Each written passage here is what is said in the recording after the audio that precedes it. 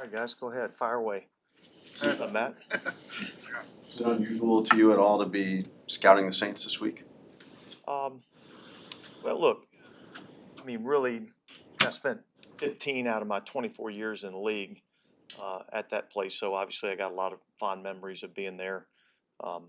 And yet, it's another game, and that's where our focus is this week. And I think we got a good opponent. I think this is a team that, as you watch the tape, they continue to get better. They've got a lot of skill position players that I think are really explosive. Receivers, tight end, runners. All those guys are good players. I think offensive line wise, in particular, the right side of the offensive line, Fuaga, Eric McCoy in there at center, Cesar Ruiz at the right guard, first round pick at left tackle, moving Trevor Penning inside the guard, another first round pick. So I think this is a team that's continued to improve in every single one of their games. They've been in every single one of them. So we got a challenge this week. Have any people from the organization, players or coaches, reached out to you? And if so, this is the NFL, right? Like everybody's trying to win this week, and so I probably wouldn't try to make anything more of it than really what it is. It's the next opponent on the schedule. I'm sure they feel the same way, and we're excited about the opportunity. What's the biggest difference with the run defense and trying to continue that forward? Yeah, I think I think our guys did a really good job of going out and executing the plan, and really run defense. It's not as complicated as a lot of people might think it is. It gets down to really fundamentals.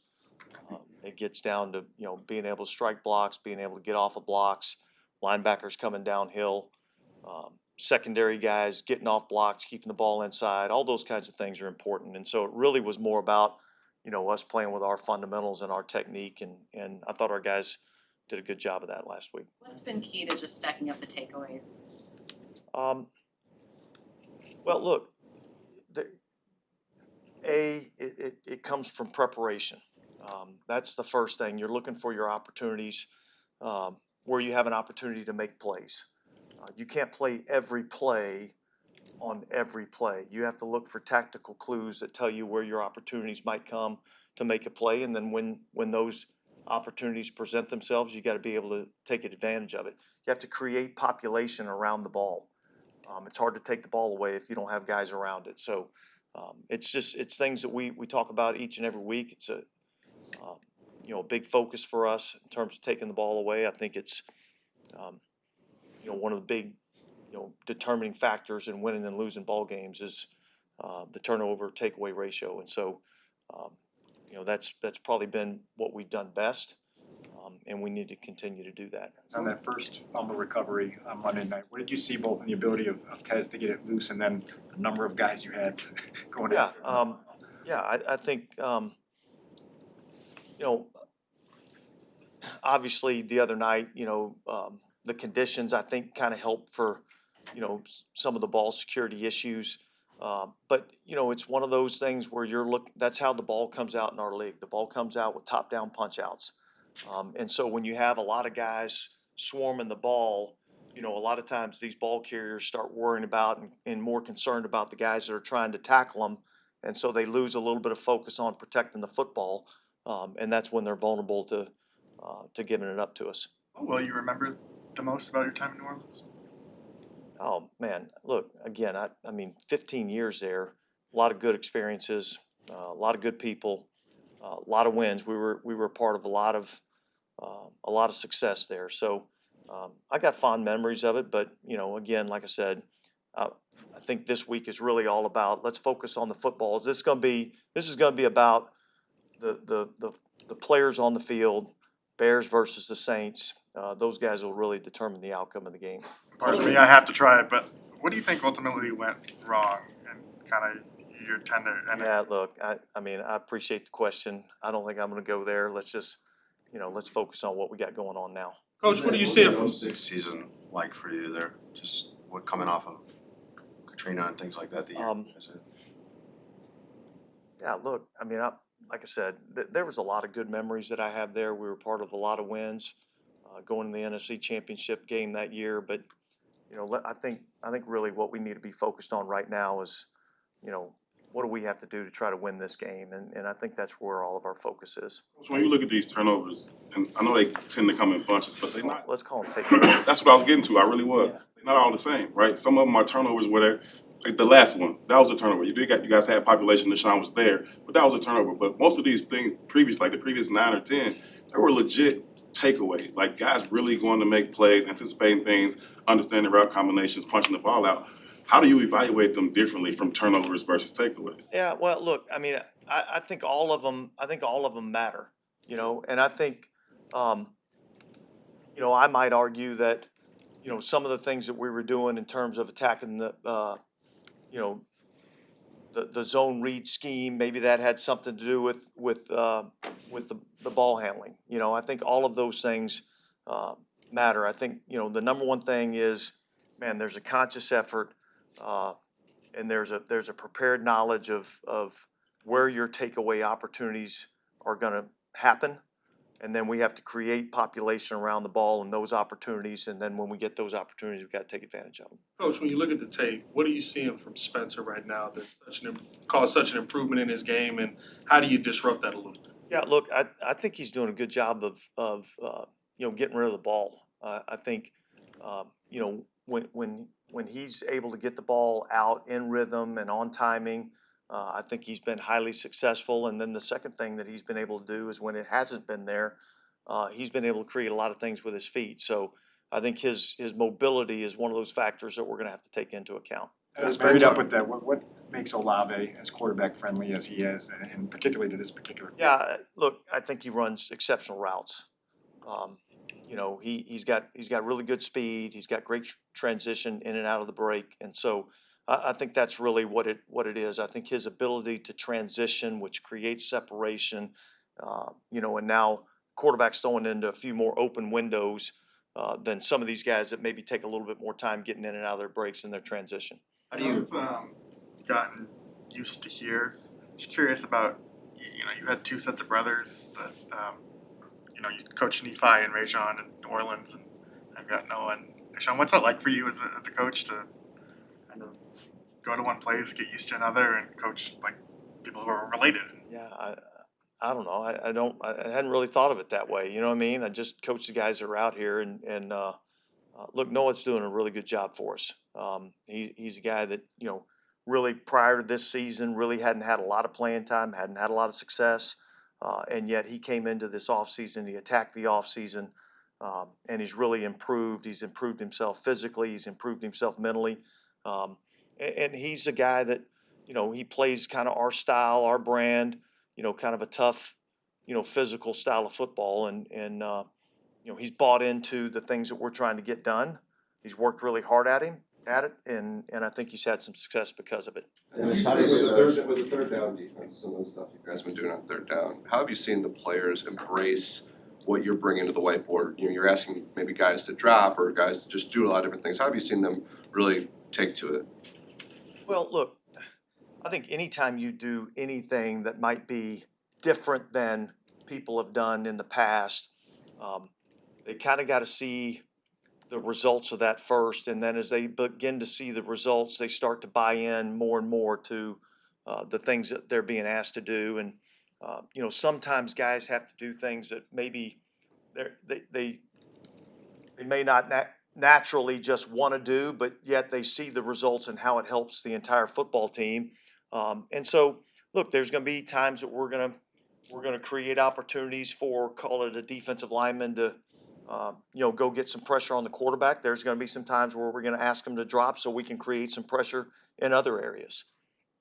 How do you evaluate the pressure that you're getting when you have such elusive quarterbacks like Spencer is this week, Jaden last week, where you guys may be in the right position, but they're not able to get the sack? Yeah, I mean, I think that's part of the nature of the NFL now. I think, you're seeing it more and more in college. Athletic quarterbacks, and I think that's transitioning more and more each and every year into the NFL. And so it's a challenge.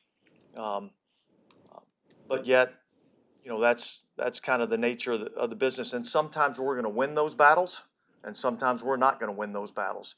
The thing is, we got to put ourselves in those positions more often and give ourselves an opportunity. Dennis, how does Kamara? Shaheed's development as a football player.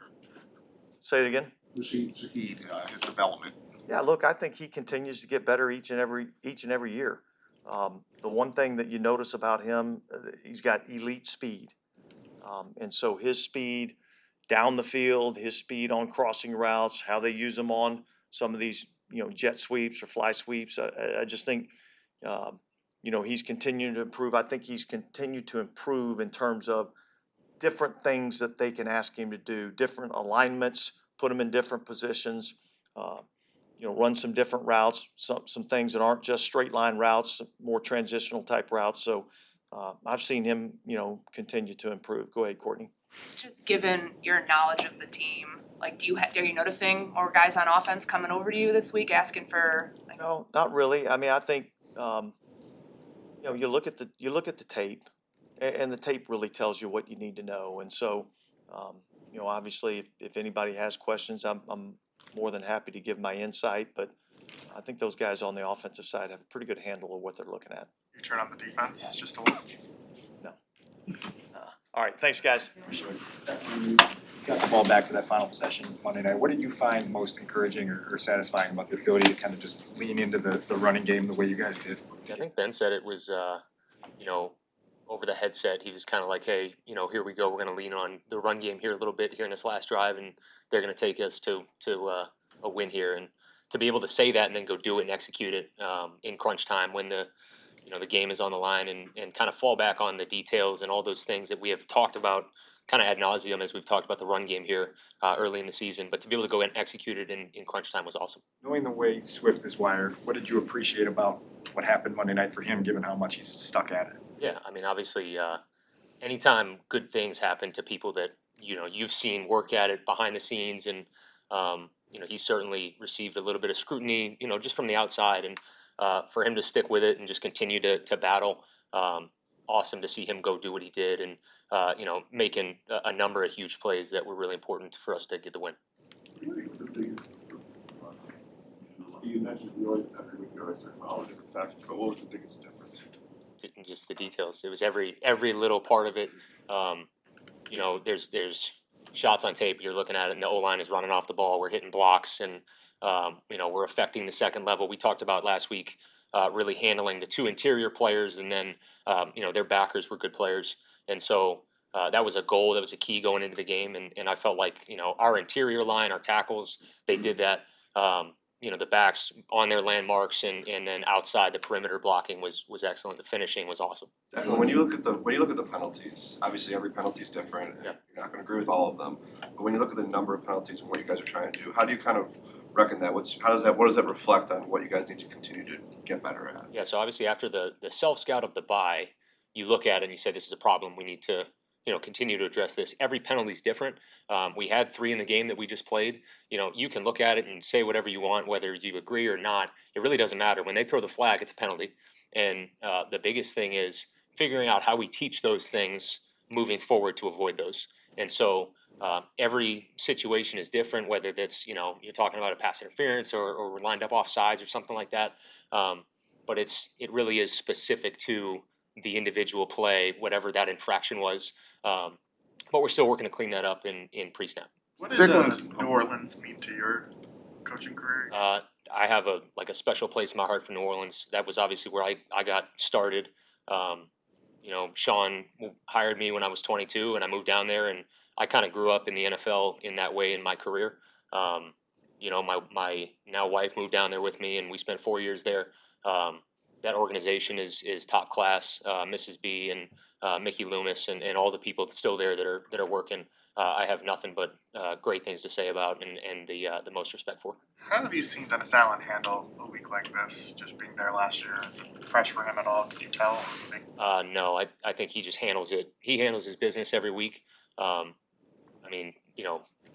you'd have to ask him, but I haven't seen anything different from him. He's business as usual, putting a good plan together to go after this offense. Declan, the completion percentage has been a big thing that Ben has been hammering publicly and I assume privately too. What are you guys emphasizing to try to get that up for Caleb? It's the same thing with his eyes and his post-snap operation.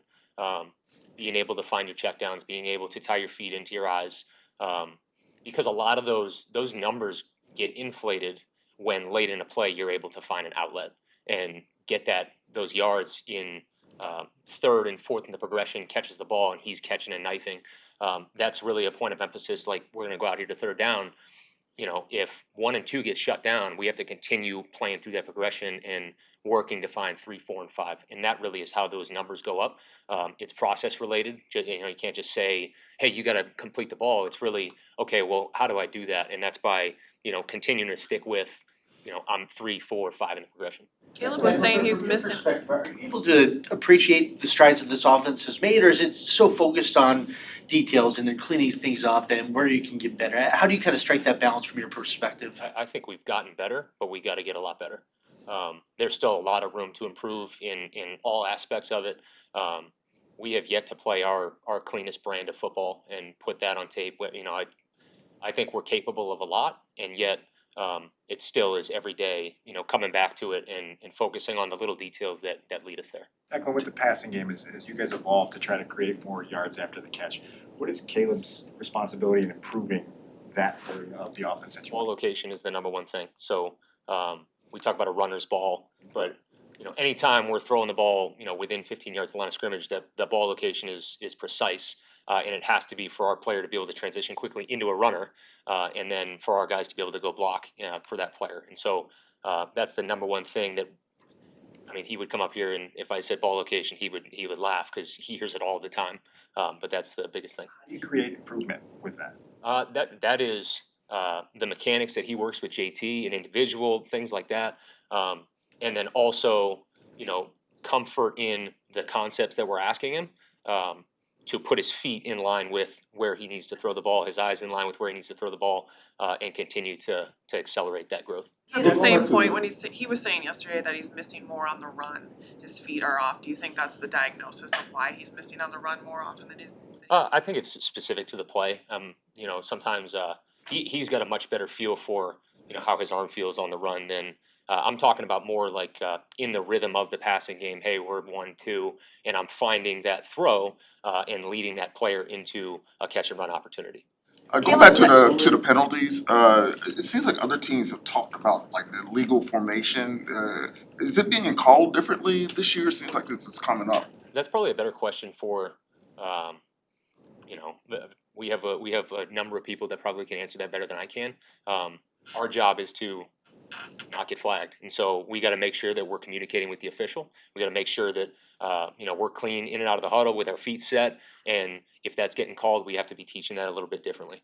Caleb said that he didn't think the call on the touchdown run in the first half was going to work, and he said Ben told him, he's like, this is a good play call right here.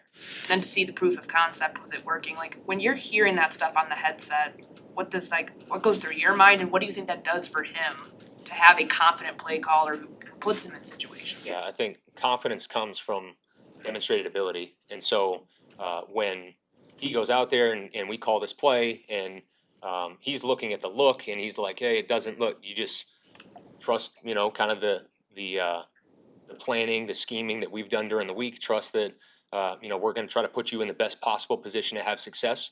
And for him to see that, I think it creates buy-in from everybody.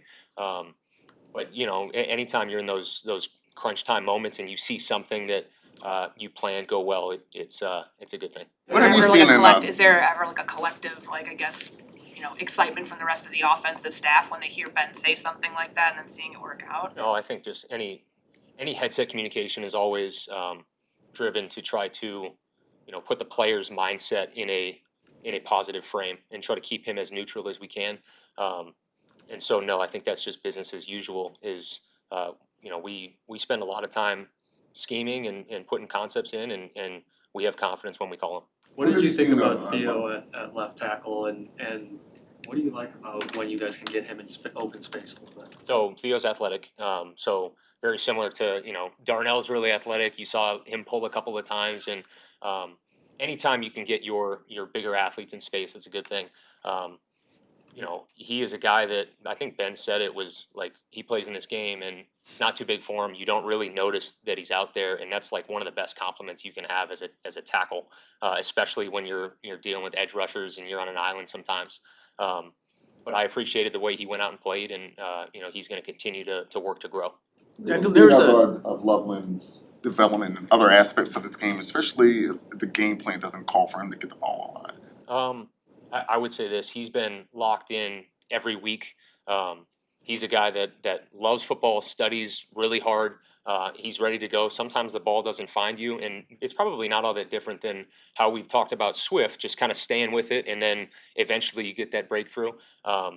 That's really the same as Loveland. I've seen him continue to progress, to grow as a pro, and he's gonna continue to do that. And when his number is called, he's gonna be ready. There's a third degree where Caleb runs for a first down and Rome puts his hand up. Is that one of those opportunities for a mailbox type of play where? It was. So we called a movement really. Rome ends up popping because there's like there's a safety down there in the corner, and he hit it with speed. Caleb breaks contain, and he feels like he's got green grass to go get a first down. I love the play because we end up converting there. But if he saw it, obviously you would love to take the big play right there over the top. Before he works back. What led to the comfort on the interior of the offensive line this week? Was it just these guys finally worked together long enough that they kind of know where everybody's feet and everything is going to be, or did you see something during the bye week that you were able to correct? I don't know if it was necessarily anything during the bye week. I think it was just a continued commitment to the details. Those guys went out and they played well, and we're going to need them to continue to play well in order to do what we want to do as an offense. And so it's good to see, but you got to go do it again. You're only successful in the moment you perform a successful act, and so we got to go do it again. What's made the Saints' run defense so tough this year? The two edge players, or really the three edge players, I think are good players. But then you look at the interior of the defense, like Demario Davis. I have a little bit of history of just being there. So much respect for the way he plays the game, the physical element, downhill. He's a player who's going to strike you. I think some of those guys, whether that's Pete or that's Demario, those guys are kind of the bell cows there, and I think they're impressive to watch on tape, and I think that's what makes them, the way they play. I think it's a reflection of them. Declan, married up with that, is there anything unique about the 3-4 and what they do to challenge you? Yeah, there's certainly unique elements as far as how they challenge you.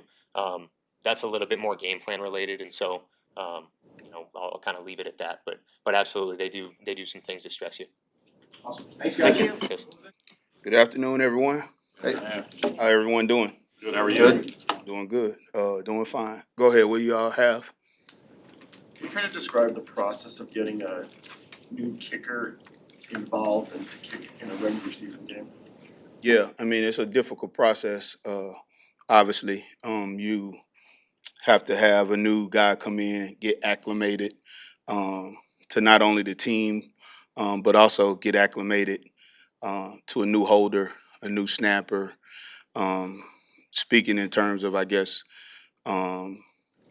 it's really tough. It is. Some people don't think it is, but it's kudos to our personnel department for having Jake in early enough for him to have an opportunity to get some familiarity, so that when his opportunity and his number was called, he was ready to deliver. Most of the time when that happens, you get called in and you're flying on a plane, and then the next day you kicking and you're trying to figure out what the snapper or holder's name is and how he holds the ball and all that good stuff. So it's a difficult process, but those guys handled it. They handled it masterfully.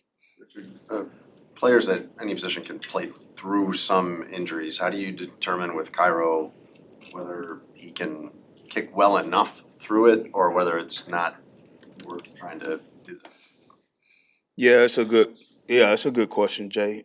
Speaking, as you know, like the head coach will deal with the specifics to the injury, but in regards to your question, we got faith in both guys no matter what. So we'll see how it shakes out. this week, and we'll see what happens. But yeah, it's a delicate balance. Coach, was that as good a test? The conditions, out in DC, was that as good a test for Jake that you could have, considering he may have to kick here in Chicago and understanding what Soldier Field is like? Yeah, that was a really tough environment to kick in, a playoff environment. That team was NFC championship, type team, and really good football team, really good uh, environment. Having worked there before, that environment is totally different. They got a good thing going over there. Really proud of Jake, the way he stepped in, was a consummate pro, really a professional. And then you add the weather and the inclement weather conditions, snapping a wet ball, holding a wet one, and then obviously kicking a heavier ball because the ball is wet. In those conditions can be really tough for specialists. So credit to those guys. I didn't even have to get them to do wet ball this week. They did it on their own. Like they were already light years ahead of when we went out there. They were doing it before I ever got to them. So they were already on the field doing it on Wednesday. So it was good by them doing that. Sure, with the kick that got blocked, what did you see from both the protection up front and the kick itself? Yeah, I mean, obviously Jake had a lot of great kicks in the game. That one just came out low, and it's one he wants back. But I mean, what I'm excited about is the response. To go out there again and respond in the way he did, like to have a mental fortitude to go back out there with 3 seconds with the game on the line in those kind of conditions and deliver and not blink. That's what I'm really encouraged about. Sure, the punt at the end of the first half that Torrey hit, what did you like about just the whole operation, considering kind of the crucial part of the game we were at right there? Yeah, we knew just from film study like they were going to rush us because they have multiple times with that amount of time on the clock really that's the only, in that area of the field, really that's the only thing you're going to do there. And try to get a huge return if you can. But we knew they were going to rush. It was a rush that we had practiced. Our guys nailed it. Torrey did an unbelievable job punting that ball. And what people don't understand is, say he punts a bad ball there, and we get a huge return to the 50 or 40, and they get in field goal range. He kicked it to the 8 out of bounds, didn't give a guy a chance to return the ball, and they had to kneel it out. So the way we ended the half was outstanding on that play. Coach, on that final drive, what were the conversations like about the target line for where you wanted to get the kick? I know that was the one play where Caleb slid to keep the clock running, but then you guys had to keep getting more yards to make it as comfortable as possible. Maybe in different situations you can say we're comfortable here or there. Yeah, it's what's so cool about Coach Ben is that we've been having those conversations probably since the second week he got here about moving the ball into a good, comfortable position for the kicker, all of that good stuff. So we've been having that dialogue for a long time. So when it came down to it, there was nothing. We already knew where we were going with the ball and how we were going to do it and everything. And I mean, he's so ahead of the game. I mean, even at the hotel, he was talking about a game-winning kick and where we wanted it and all of that stuff, which is crazy. But that's what he was talking about at the hotel with having a new kicker up. So that just goes to show you like the preparation that goes into all that stuff. You made it clear yesterday that when Cairo's healthy, he is the kicker on this team. What's the challenge when you have two guys that you trust, and it's not like a defensive end where you can have multiple of them on the roster? If you had somebody on a practice squad who was elevated, getting balls out, maybe he makes it. How do you determine going forward when you evaluate an opponent who might be the best kicker in that situation, or do you just have to say, hey Jake, you're the practice squad guy for now unless there was another injury? Like what's the challenge of that for a coach? Yeah, I mean, it's really no challenge to it because head coach makes the decision. And like you said, he already said that Cairo's our kicker. And like I told you all day one when we signed Jake is part of the practice squad, and every practice squad player that we have, no matter if it's a kicker, a running back, a DB, anybody, our job is to make sure that we develop them and we make sure we pump life into them and we make sure that we keep them encouraged so when it's their time and their numbers call that they deliver. not only for the football team, but for themselves too, because they're in a different position than an active player. So they have to take advantage of all their opportunities. So that's our commitment to all of our practice squad players, is to try to make sure that they know that we want them developed, we want them to perform well when they get their opportunity. It's kind of like it's kind of like the things that make us smile. So.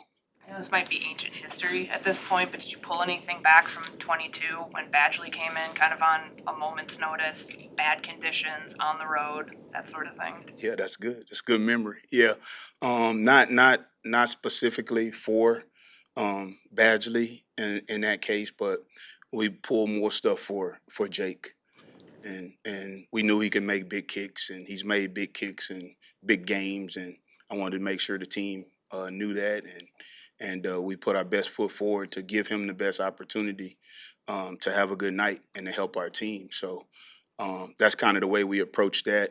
And Jake's been a pro. He's been so supportive of Cairo the day he got here. And then when he found out he was kicking, it was just the opposite. Cairo was in his corner, supportive of him, trying to help him with everything he could, because Cairo's a captain, and that's what captains and leaders do. So we got something really special in that room where guys are pulling for one another and guys are trying to help one another, because all we care about is having one more point than the other team. That's all we care about. Zeroing in on Sunday, what makes Shaheed dangerous? What's the top of your report on him? Yeah, he is a phenomenal football player now. He is really elusive, really good punt returner. Obviously, you know, he's been a Pro Bowler in his past. Outstanding player. It's going to be a huge challenge for us. We're excited for the challenge to go against him. We got a lot of respect for him, a lot of respect for that unit, and we're going to have our hands full because he is dangerous.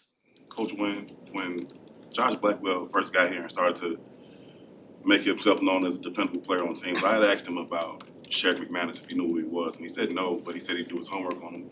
Do you see any similarities in those two players, and do you think he's ascended to that level where Sheriff played teams for this team?